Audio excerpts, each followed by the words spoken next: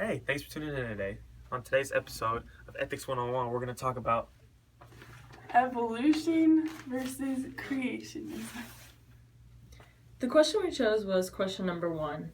It states, the public's belief in evolution has never been over 44% in any of the Gallup polls taken since 1982. In other words, the majority of Americans believe that Darwin's theory of evolution is wrong. The discrepancy between the beliefs of mainstream scientists and the public has fueled a controversy over which theories should be taught in science classes. Looking back at our own experiences in science classes, discuss whether restricting teachers' freedom to teach creationism and intelligent design alongside evolution contributes to skepticism or promotes a belief in evolution. Creationism and intelligent design are theories that challenge scientific explanations about the origin of the universe and are currently not taught in public school curriculum. Americans' rights allow citizens to believe in religious theories such as creationism, but public schools are not permitted to teach such theories in science class. Restricting teachers from teaching opposing theories to evolution is unconstitutional, does not match the public's belief, and attempts to promote belief in evolution that is not very effective. The vast majority of Americans, 83%, want the theory of evolution to be taught in the nation's public schools. On this point, there is no difference at all between all Americans and those with a child currently enrolled in public school. Clearly, Americans in general and parents in particular believe evolution should be part of the public school curriculum. Importantly, most Americans do not make an absolutist position on this issue, meaning teach only evolution, 20% hold this position, or only creationism, 16% hold this position. Most support an approach that both teaches evolution as scientific theory and also includes some discussion of religious explanations for humans' origins and development. Hold on, we're getting some important news. Okay, to you, Holly. Anti-evolution laws are declared unconstitutional. By the mid-1960s, only 3 states, Tennessee, Arkansas, and Mississippi, still maintain anti-evolution statutes. A constitutional challenge to one of those statutes, the Arkansas anti-evolution law, only reached the United States Supreme Court in 1968 in Epperson versus Arkansas. The trial court in Epperson rejected the view adopted by the Tennessee Supreme Court in Scopes, that the law was merely an employment directive by the states to its employees. Instead, it found the Arkansas law unconstitutional on free speech grounds. The Arkansas Supreme Court reversed nothing, primarily that the Arkansas law is valid exercise of the state's power to specify the curriculum in its public schools. The Supreme Court unanimously reversed the state's highest court and found Arkansas's anti-evolution statute unconstitutional because it had a religious purpose.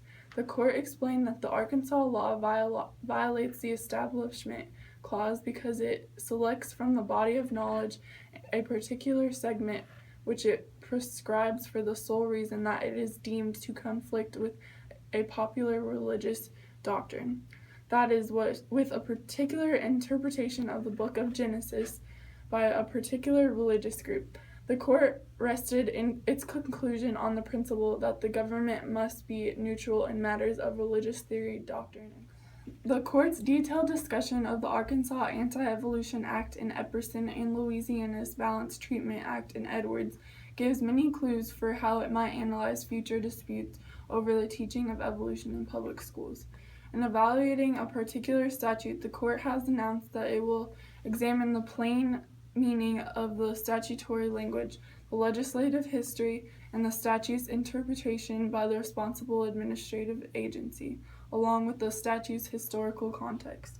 In the public school setting, this means that the court would continue to scrutinize not only the statutory language regulating how the origin of life is to be taught, but also the statements of school board members and legislative sponsors, the debates over the law's enactment, and the historical context of the debate, among other things.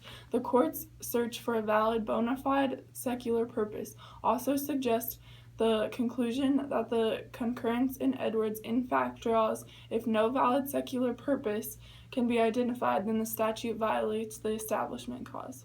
In this context, the search for the bona fide secular purpose would entail a close examination of alternatives to evolution, including the question whether the alternative a valid scientific theory. Valid scientific critiques of any scientific doctrine would likely pass Lemon's purpose prong, but non-scientific critiques, especially those that imply a supernatural explanation, lend themselves to question the validity of the regulation's secular purpose and are likely to be viewed as transgressing the establishment clause. And we're back. Thank you, Holly, for that special report. Oh, but talking about going back to evolution, it's a big word. You're in class, the teacher talks about evolution. What comes to mind? Not a clue. Too tired because you're probably tired from the night before. It's just a big word that you don't really want to discuss about, especially when you have a boring teacher. And do we really need to learn about evolution right now? Is that the main question?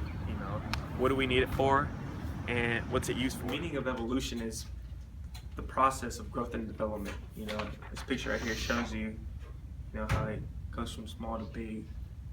Just the different types of body gestures. This is a really important topic to talk about, not just in class, out of work, just a lot of people blow this topic off, but evolution is a really important thing and should be really taught in class, but it depends on the teachers. Evolution, there's always going to be two different topics, good or bad. People are always going to have their differences, but this is an important topic.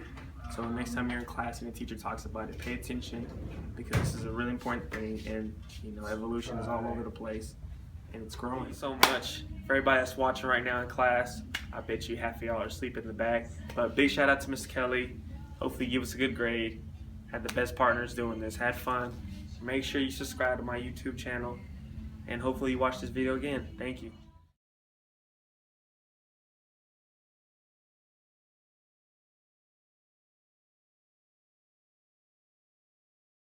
Hey guys, thanks for tuning in again. But Is my sound on? Okay. A pattern on oh, this just in from Holly. Back to you. No matter what, evolution, there's always no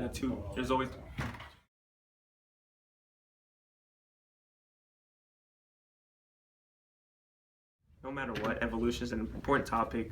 You got it.